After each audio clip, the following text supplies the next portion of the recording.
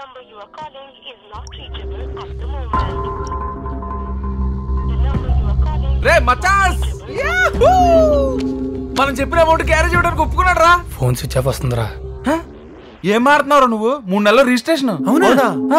నా మనసంతా వైజాగ్ లో ఉందిరా. నువ్వేం చెప్పినా నాకు అర్థం కాదు. రే అప్పు తీసుకున్నాక ఫ్రెండ్, బ్రేకప్ ముందు గర్ల్ ఫ్రెండ్, ఫోన్లు ఎత్తరని మన హాస్టల్లో వాడని చెప్పేవాడు. చూడండి మంచి మాటలు రావా నీకు?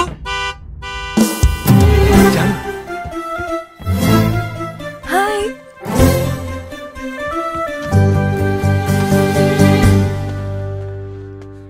వన్ వీక్ అన్నావు, 4 days లో వచ్చేసావు. మిస్ అయ్యావా? అవ్వనా? అందుకే ఉండలేకపోయాను. రేయ్ ఎన్నారుగా? ఎయిర్పోర్ట్ నుంచి డైరెక్ట్ గా వచ్చేసావా? అవును, ఇంకో హాఫ్ అన్ అవర్ లో హాస్టల్ కి వెళ్ళకపోతే వార్డెన్ కి ఇంటేస్తుంది. అయినా నిన్ను చూడాలనిపించి ఇటు వచ్చేసాను. నా బంగారం, నా బుజ్జి, నా డైమండ్. నీకు గుడ్ న్యూస్ చెప్పనా? 1 week లో మా ఫ్యామిలీ ఇక్కడికి షిఫ్ట్ అయిపోతుంది. జూబ్లీ హిల్స్ లో హౌస్ తీసుకుంటున్నాం. అప్పుడు నేనే నిన్ను తీసుకెళ్లి మా డాడ్ కి డైరెక్ట్ గా పరిచయం చేస్తాను. మ్యారేజ్ కూడా ఫిక్స్ అయిపోయింది ఇక్కడ. హ్యాపీగా గ్యారేజ్ కొనేసి ఓనర్లు అయిపోదాం అనుకున్నాం. నీ కనుక పెళ్ళిందనుకో మళ్ళీ జానకి మేడం దగ్గర వర్కర్ల కింద పనిచేయాల్సిందే. వాట్? గ్యారేజ్ కొనేస్తున్నారా? మేడం ఫీట్ అమ్మా, ఫీట్. మా ఫీటే మారిపోయింది. సరేలే, లేట్ అవుతుంది, మేము వెళ్ళాలి. జాను జాను జాను ఉండొచ్చు కదే. జాను ప్లీజే ఉండొచ్చు కదే. చూసావా, కార్ కూడా వెళ్ళంటుంది. కిట్టు ఇప్పటికే లేట్ అయింది, ఇప్పుడు ఎలా? బైక్ మీద అలా అలా. Thank you Kittu. Bye bye. Good night. Good night. Janu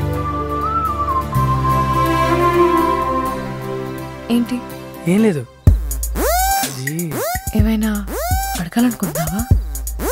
కొంచెం అప్పిస్తావా? మళ్ళీ రేపు ఇచ్చేస్తా. ఎంత? డబ్బు కాదు, ముద్దు. అబ్బా, ఇప్పుడు నేను ఇస్తే నువ్వు మళ్ళీ రేపు తిరిగి ఇచ్చేస్తావా? మోహన్ చూడు ఎలా ఉందో. అంతే కదమ్మా, ఇచ్చినా తీసుకున్నట్టు ఉండేది, తీసుకున్నా ఇచ్చినట్టు ఉండేది. ముద్దే కదా, పెట్టు. నోవే, ఇలాంటివన్నీ పెళ్లి తర్వాతే.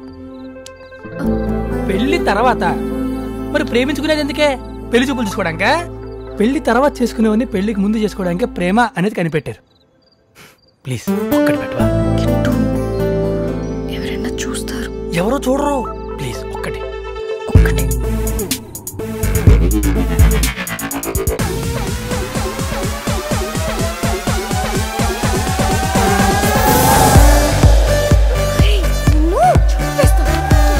భారతదేశ చరిత్రలో చాణక్యుడికి ఒక ప్రత్యేక స్థానం ఉంది.